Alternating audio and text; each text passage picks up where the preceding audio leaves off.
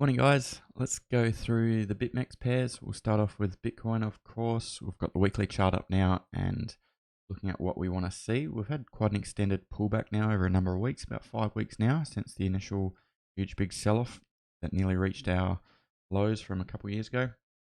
So what we want to see from here, a little bit of deceleration, prices slowing down. I expect another touch of the weekly 50 EMA, and from here, possible areas to short. But saying that, we need a nice rejection of these levels because there's no reason at all we could come back and touch this trend line right on about halving time, which is this vertical line here. So from here, I don't expect too much in the way of trading opportunities just this week, but we'll have a look at the lower time frames to see what we can get. Got the daily time frame up now. We're starting to stall a little bit. We've possibly got a little bit of resistance here in this zone. It has closed slightly above, but we're at the 0.5 fib from the initial high to the bottom of the sell-off. I do expect a little bit more of a push to around 7,600 to possibly 8,000. It's a bit more of a resistance zone here. So we'll see how price goes at the moment. We've made a high here and we're possibly struggling to make a higher high. So we've just tracked sideways for the last few days, a week or so. So we just need to see if we can get some continuation in the momentum, or if in fact we're going to stall across this zone and start coming down for our next leg. I do expect more downside for Bitcoin, but at this point in time, it's hard to know where we're going to reject and find our top.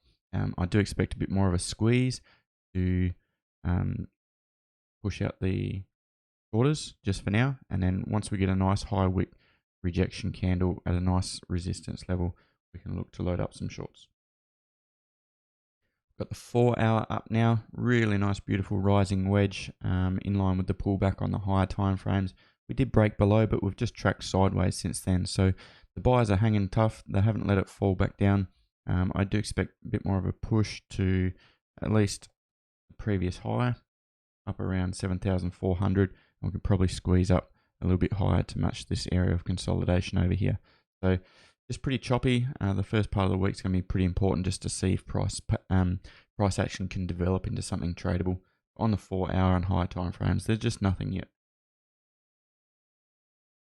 Finally, the 1 hour chart now. As you can see, it's been pretty choppy for quite some time now. Not really anything interesting. No clean price action or patterns. So, have to see how things develop. Got a little bit of MACD divergence here. Higher high, lower high here. We're stalling a bit. But if we can just close above 9,200 significantly, bit of a push here, pull back, maybe another touch on this trend line, we could get a final last push up here. Just for now, that's not anything I'm going to trade. Could be a quiet week for Bitcoin as far as trades go on the higher time frames and lower time frames. Okay, crossing over to Ethereum USD weekly.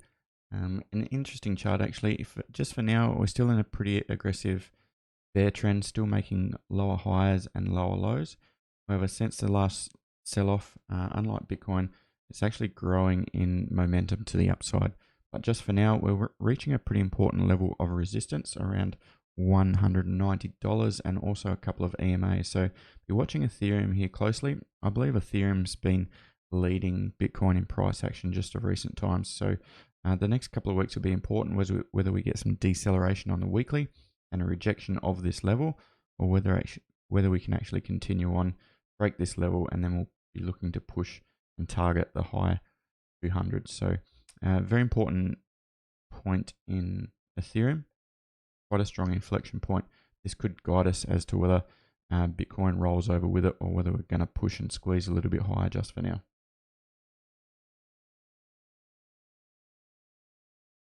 Daily chart now. This pullback's still going pretty strong. As you can see, the last couple of days have been quite strong for Ethereum. We've crossed a level of minor resistance, and we're now approaching the 0.5 fib. In fact, just touched it. So from here, possibly a pullback around to the 0.38 and the trend line for one last push.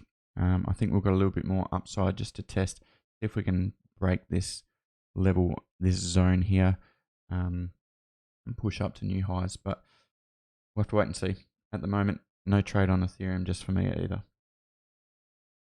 Just a quick look at the 4-hour now. As you can see, this trend line here, this has become extremely solid support and resistance. Nice structure for price action. So once this breaks, this will be the trigger for me to be looking for short trades. But until then, as long as this trend line holds, we're still looking at more upside. That's a pretty solid intraday trend heading to the upside. It is getting overextended, but we'll look to see what happens once we pull back to around this zone. So I expect it to pull back sometime this week. If we can break this area, we'll possibly start rolling over and having our correction back down to the downside. Okay, moving on to Bitcoin Cash now. Bitcoin Cash is actually on my watch list for this week. We've had a nice push and break through this this zone here, this trading range, this accumulation level. Since then, we've failed to push higher since it's halving, excuse me. And now we're looking to break back below this pretty strong, clean support level here. So if that does, I expect us to fall back to these lows here where we've found a nice bottom. So this week we'll tell whether we actually do that. This is a daily chart. I'll be looking to take advantage of a short trade on Bitcoin Cash. We'll just have a look at the lower time frame, see if we can start seeing a nice price pattern develop for us. Here's our range here as per the daily. Zoom in a little bit.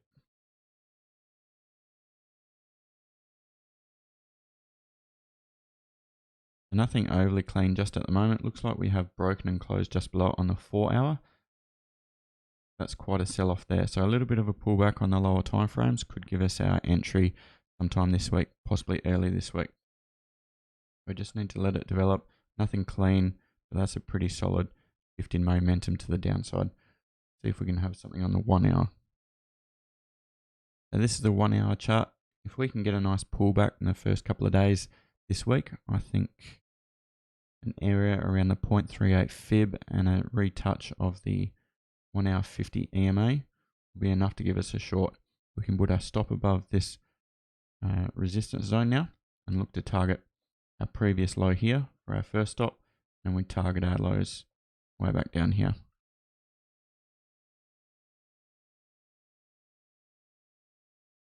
I think down here is the bottom of our range somewhere. That could be quite a good trade if we can get a nice entry. 11% move to the downside. We'll probably get about 10x leverage on that. It's a nice trade. This one's probably actually top of the watch list just for now, ahead of Bitcoin and Ethereum.